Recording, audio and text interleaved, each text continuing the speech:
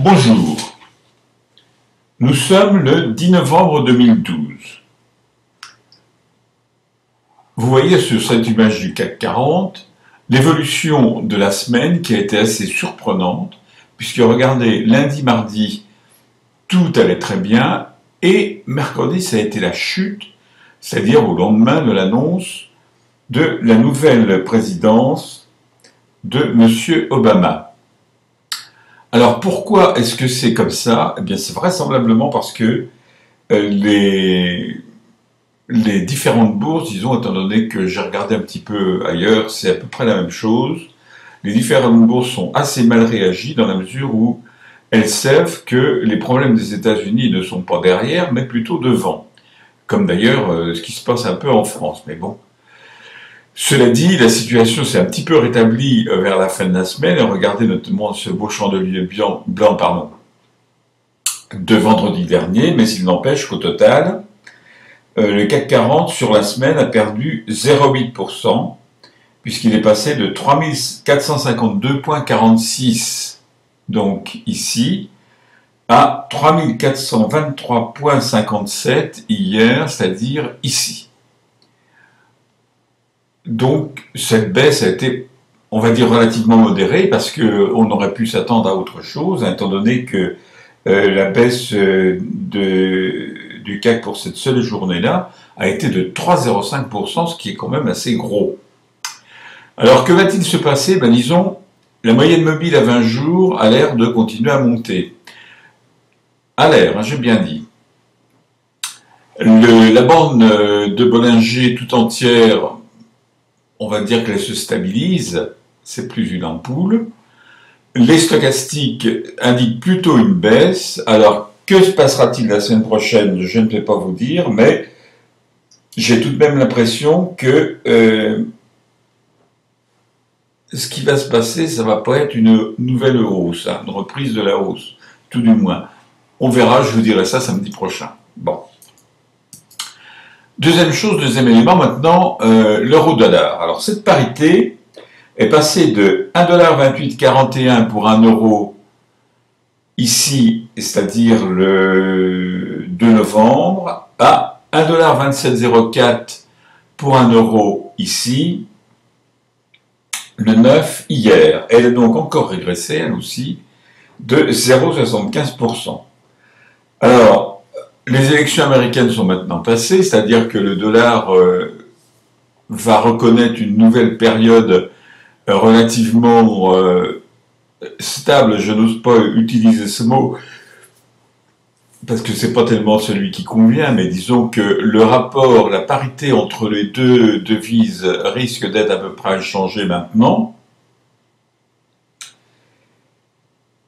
Mais l'aspect des cours, en tout cas, vous voyez comme c'est, il varie le long de la borne inférieure de Bollinger, l'aspect de la moyenne mobile à 20 jours, l'aspect des stochastiques, tout laisse penser à une poursuite de cette baisse. La seule chose qui puisse laisser penser le contraire, c'est la moyenne mobile à 150 jours. Enfin, pour l'instant, elle a plutôt tendance à s'aplatir un peu, quand même.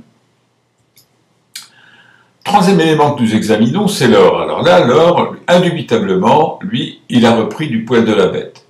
Alors pourquoi est-ce que, par exemple, ça ne serait pas justement dû au fait qu'il y a de plus en plus de gens qui se sont aperçus qu'il vaut mieux acheter de l'or, qui est quelque chose de valable, je veux dire qu'il y a une valeur quand vous l'avez dans la poche, plutôt que des devises? C'est pas impossible, mais je ne sais pas, c'est une hypothèse que je formule. Cela dit, cet or est passé tout de même alors il faut que je vérifie mon chiffre, de 1678,80 $ ici le 2 novembre, à 1730,40 $ ici, hier, donc vendredi 9. La progression au cours de la semaine a été de 3,07%, ce qui est quand même pas mal, il faut bien le dire. Les cours sont repassés au-dessus de la moyenne mobile à 20 jours, ça faisait un petit moment qu'ils étaient en dessous. Les stochastiques ont l'air d'être en bonne position. La moyenne mobile à 150 jours reprend du poil de la bête elle aussi. Donc normalement, on pourrait en déduire que la semaine prochaine va être encore une semaine haussière. Il y a un petit bémol, c'est ça. Ça, c'est un doji. Et si le lundi, disons, est représenté par quelque chose comme ça, par exemple, c'est-à-dire par un chandelier noir, bien qu'il soit de couleur rouge, ce sera une étoile baissière. C'est-à-dire que les cours redescendront certainement en dessous de la moyenne mobile à 20 jours. Mais soyons optimistes et disons que c'est pas ce qui va se passer, on ne le saura que lundi de toute façon. À mon avis, tout de même, l'or devrait continuer à reprendre du poil de la bête, et c'est une bonne chose, c'est pourquoi je vous, excusez-moi, je vous invite à investir dessus, parce que il y a de fortes chances pour que cet or reprenne beaucoup de valeur. Après l'or, maintenant, l'argent.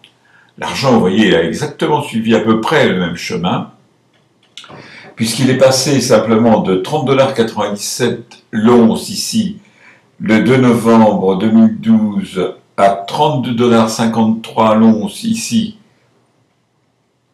hier, vendredi 9 novembre. Ça représente une progression plus importante que celle de l'or, puisqu'elle est égale à 4,79%. La semaine a donc été haussière, et ce mouvement a l'air de vouloir continuer, puisque, regardez, ce parallèle étonnant quand même entre l'évolution de l'argent et celle de l'or. Vous voyez, la hausse, bon, moyenne mobile à 150 jours, c'est un petit peu différent. Les stochastiques, pas de problème. Le ratio or-argent est passé de 1 sur 54,20 à 1 sur 53,19, c'est-à-dire que l'argent regagne du terrain par rapport à l'or. Je vous conseille, là encore, de continuer à investir sur l'argent métal. Cela dit, je vous souhaite de passer une bonne fin de semaine, même s'il sera pluvieuse apparemment.